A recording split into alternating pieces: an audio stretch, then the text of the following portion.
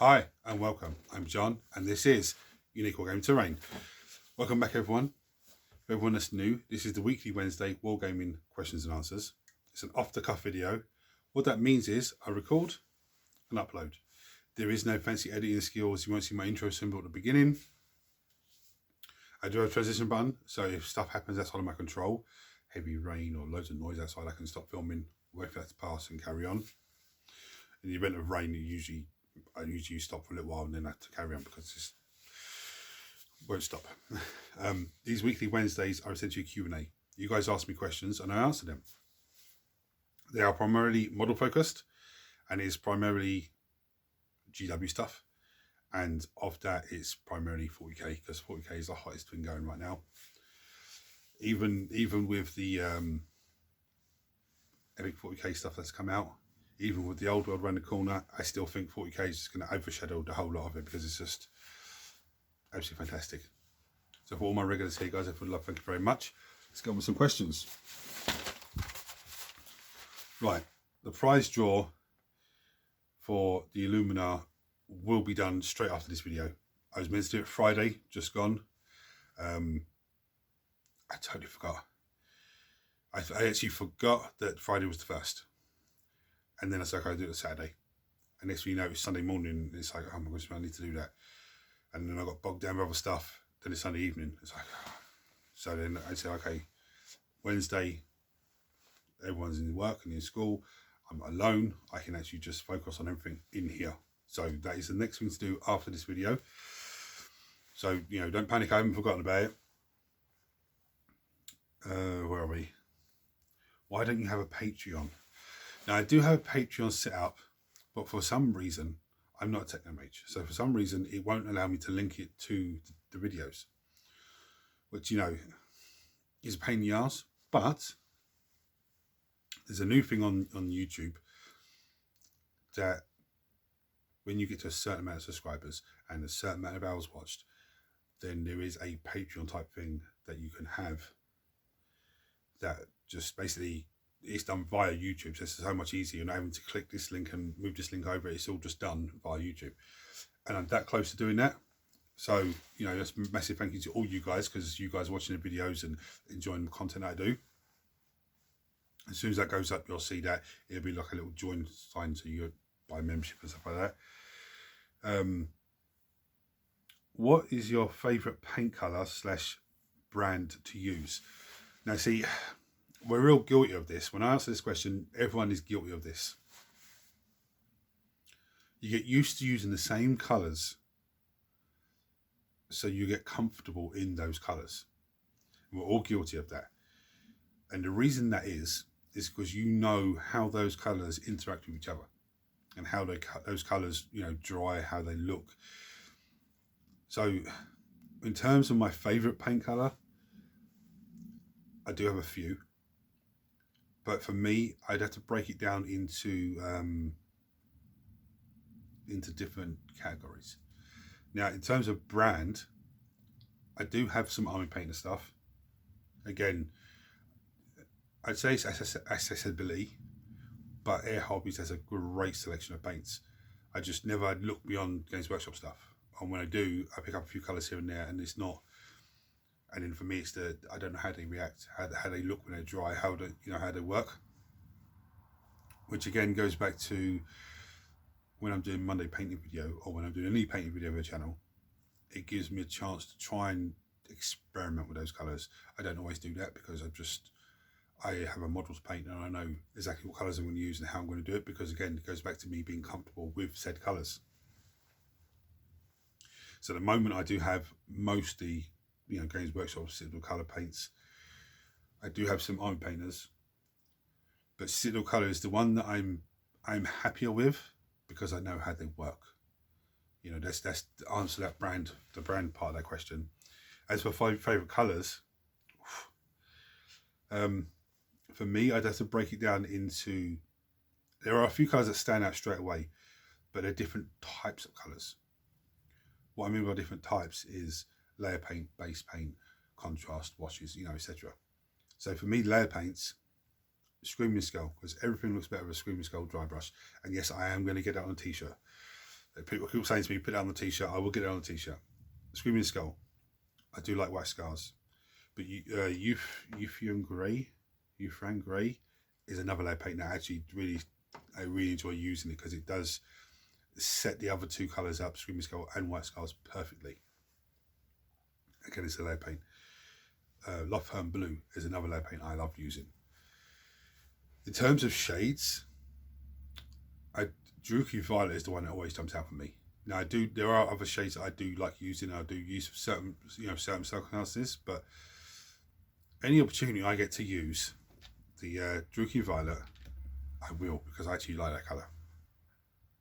In terms of contrast paint, there's one contrast colour that I absolutely love beyond anything else, and that's Ardari Emerald. I absolutely love that colour. But the Tesla Blue I do like. Tesla Blue? Talazar Blue, sorry. Talazar Blue, I do like that as well. I do like the contrast paint because it's amazing colours. But the only problem for me with the contrast paint is sometimes you have to find model glaciers and all that first. But when you're painting it sometimes and it's dry, it looks fantastic. And then afterwards, the next day you look and go, oh, look at that bit. There's a bit of, the white scars coming, not white scars, glacier coming through. But when I do a lot of contrast, when I paint something contrast materials and stuff like that, I always try to give a dry brush of Screaming Skull or something afterwards. So if there is little bits that come through that I've missed, the Screaming Skull will cover that mostly. But again, it is just down to colours that I'm used to. If I went and bought contrast paints that I've never used before, I would use them, but I would use them a little bit on random models just to see how they look. To hopefully answer your question, it does go back to all of us being comfortable with the particular palette that we're used to using. How do you get a great consistency with your black undercoat? See, everyone does undercoating differently, okay? Some people have a box, some people use an airbrush, some people do so many different things, different ways of doing it, all to get the same sort of effect. But the way that I do it, I have deli gloves, which are like a euro 50 from pound shop, something like that. I put them on. They're only good for one use only, and only good for simple jobs. You couldn't put them. They're not like marigolds, plastic rubber where you can actually work away with them. They are very thin plastic. But I'll have the them on, and I'll take, say, this model. Yeah, this is the old resin lictor. I'll take him and I'll hold him in my hand like this, and I'll use a black spray can, Chaos Black, Games Workshop Chaos Black, and I won't spray it continuously. I'll give it short bursts. Okay, I'll turn the model upside down, make sure I'm getting into all the nooks and crannies, and then I wait for a moment or two. And what happens with the spray then, it doesn't run off. It sort of dries, but it's not dry, but it sort of looks dry. And then I can see, oh, there's a bit of grey that I've missed. Give it a spray, give it a spray. Then I put it down. That's why some of the models you'll see, if we're going to find one that's right close here. Let me see these guys a bit better. We've got this Kinetic Scorpion Destroy Lord. You can see the gravel here hasn't quite got hit by the paint, by the spray. That's because I'm holding it there like that, giving it a spray down. Okay, there is another way that you can do it. Let's grab this. Oh, of course your stubborn one. Let's get the hex mark off there, and you. It's one of these. Okay, now sometimes when you buy models, they come in one of these. They come in a box inside this plastic. Yeah, and I've given out about this before. So you have the plastic with the bits in it, you have the box, and then the box is covered in plastic as well. But these are very handy. Okay, as you can see. So what I do is, when I spray the model, I then stand it on one of these. Now, if there's an issue where the model is stuck to it and it won't come off, yeah, all I do then is get my old nice paper, push it down into by the base, into the plastic, and it pops off. Okay. What I used to do with these before, because these are very handy, I would be spraying models. This is before I started using gloves and handling them. I would put said model on there, okay, spray it from this. He looks very grey on the back. He's not, he's undercoated. He might need to have another spray. Prime example. I give him a spray from this angle, and then I turn the whole thing around, give him a spray from that angle. I think it's just the lighting. The light's right there. Anyway, give him a spray from this angle and just keep turning it around. Okay. The only problem with that was I wasn't getting underneath. And the other thing that I used to do as well, I'd have another one of these at the back.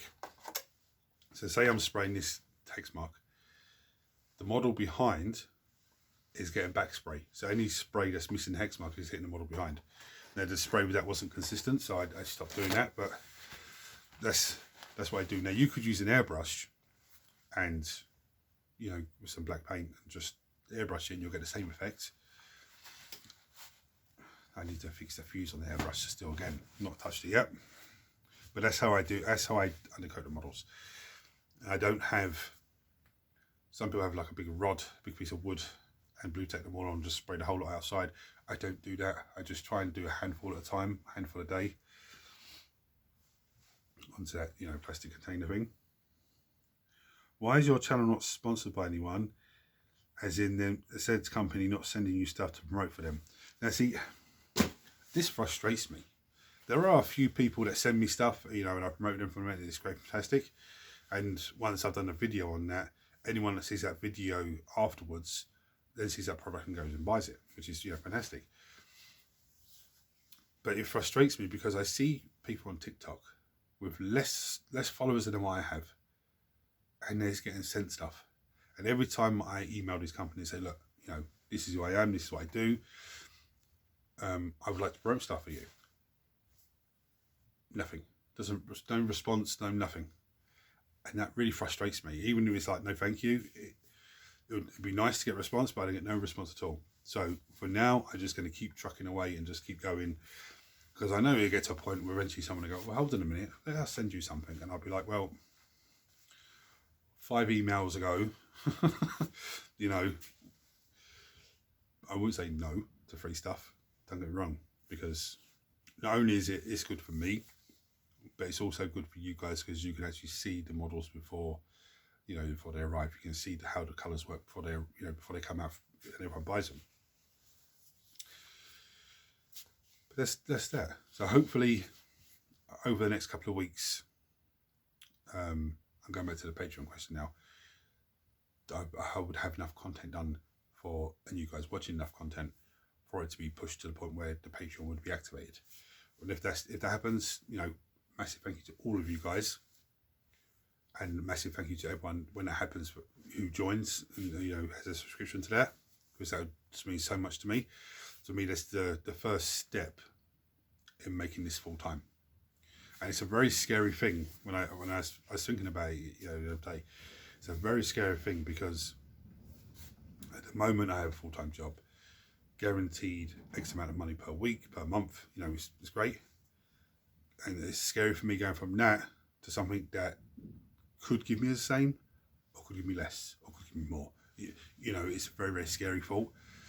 Giving up something that's guaranteed, because all I have to do is turn up, to something that, you know, is a scary thought. I do have a number in my head where I feel that I'd be safe enough at that number of subscribers to, you know, transition over to that.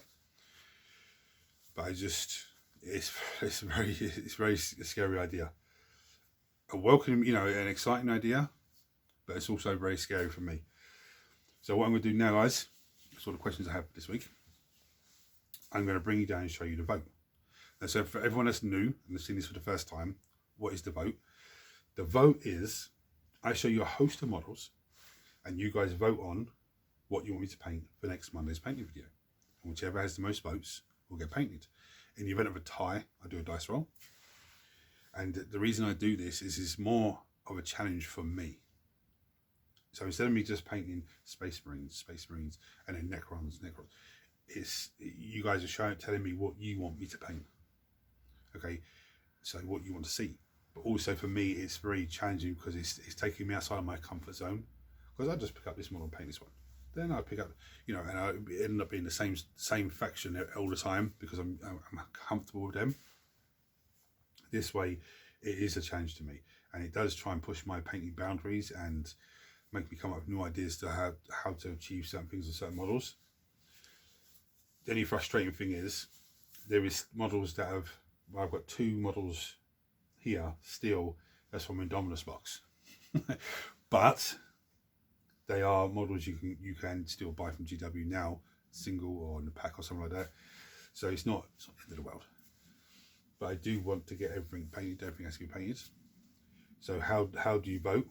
All you do is comment on this video, saying to me, I vote for X, Y, Z.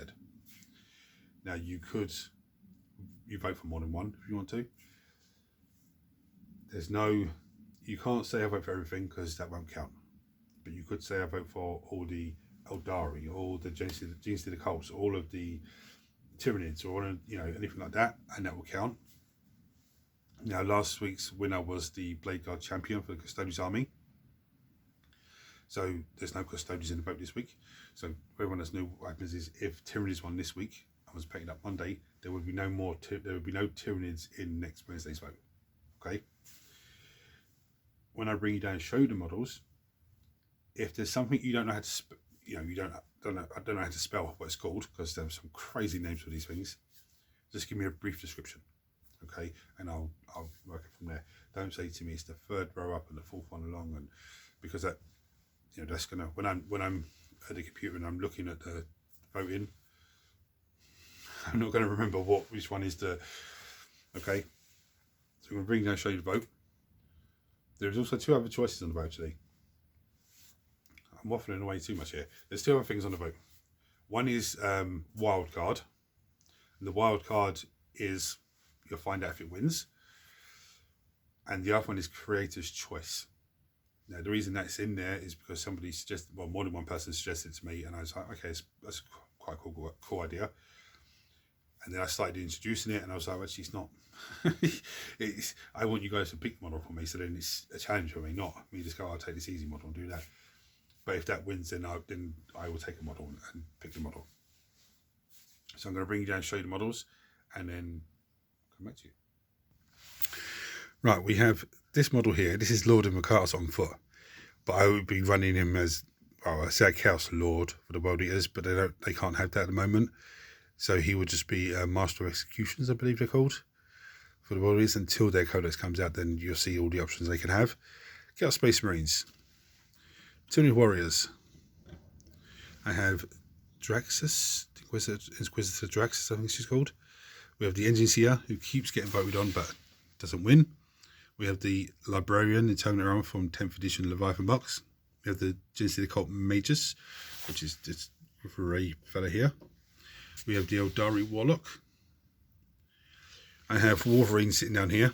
I'm going to include these guys because they're still sitting here. I forgot they were there. The Dire Avengers. We have Ultron. Sorry, Iron Man. We have Ultron. We have Eldari Guardians, which is actually one already up on this plinth there. We have the Triarch Stalker, which is a beast of a model. We have Plasmancer. These guys are actually really, really crazy now in the new Necron Codex. I've seen so many different combinations with these guys.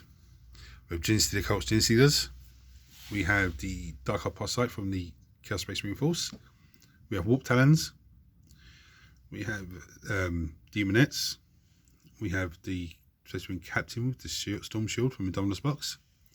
We have a Doomstalker, who's been here for far too long. We have the Tyrannic War veteran from the 10th edition of Leviathan box. Such a fantastic sculpt. We have a Chaos Lord in Terminator Armor. He will be a Tazentian one. We have the Marshal from the Skitari army. Done that building on not so long ago. There's the Guardian guy up here, but I've already shown you a unit. We have the Ancient, supposed to be an Ancient, Blade Guard veteran Ancient from the Dominus box. We have the Eliminators. We have the Saboteur, Genes to the Cults. And we have 8 bound for world eaters. Some of you regulars would have said, why are the tactical marines not in there? I don't think the tactical space marines are of much interest to watch paint, to be honest with you. I would rather just paint them off camera. Just to me, they're not that interesting to paint on camera. I mean, they have some great detail and everything else, but I don't feel that they get a lot of watching. So, you know, like I said, they're the models. There are 2 other options, the wildcard and the creator's choice. If you have any questions for me, you can check them below on this video, comment on this video and check them on there. I'll either give you an answer straight away and then still address it next week, or if it's a question that you don't need to answer for straight away, I'll give you the answer next week.